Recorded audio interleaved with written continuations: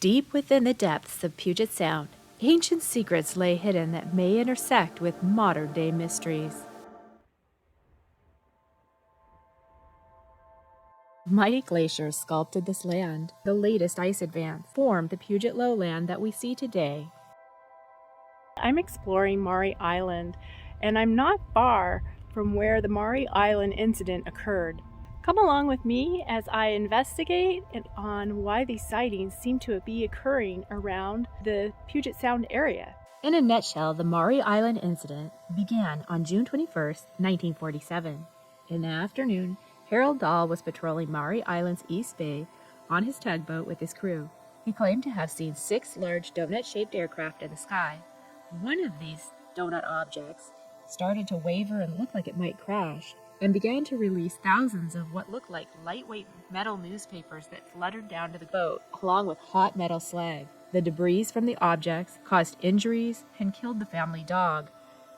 Dahl then ran the boat aground, and everyone got off and hid in the woods until the aircraft moved on. Dahl reported the incident to Chrisman, who recovered the debris. Later, Dahl was approached by a mysterious man in a dark suit who warned him not to discuss the incident any further. However, in August of that year, he agreed to be interviewed by military intelligence officers, Lieutenant Frank Brown and Captain William Davidson. During the interview, the officers collected the fragments related to the incident and statements from Harold Dahl and Mr. Chrisman.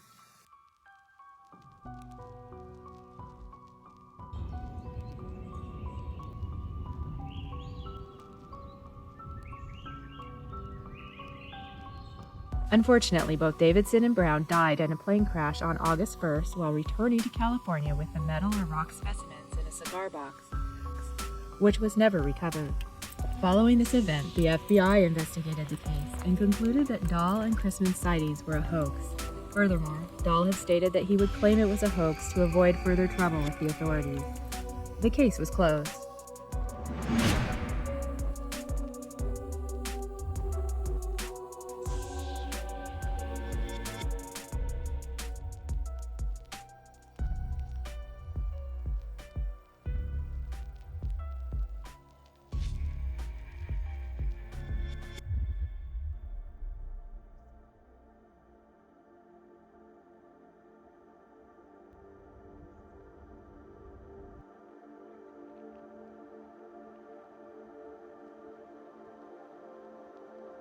After returning from Vashon, I headed to my office in downtown Burien at Design to Live to do additional research, and as I dug into the information available, a plausible theory began to form as to why the Puget Sound area may be a prime choice for UAP sightings.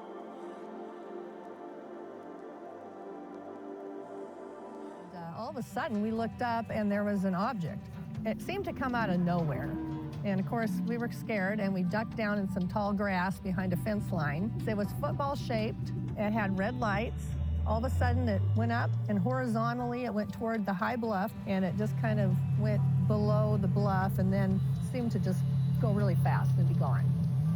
And my theory has to do with the geology of the lowland floor. The gas is methane, and they found it emanating from 2 key faults that run under Puget Sound.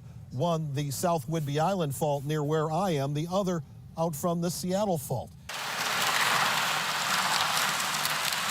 This is the sound of bubbles coming from the bottom of Puget Sound.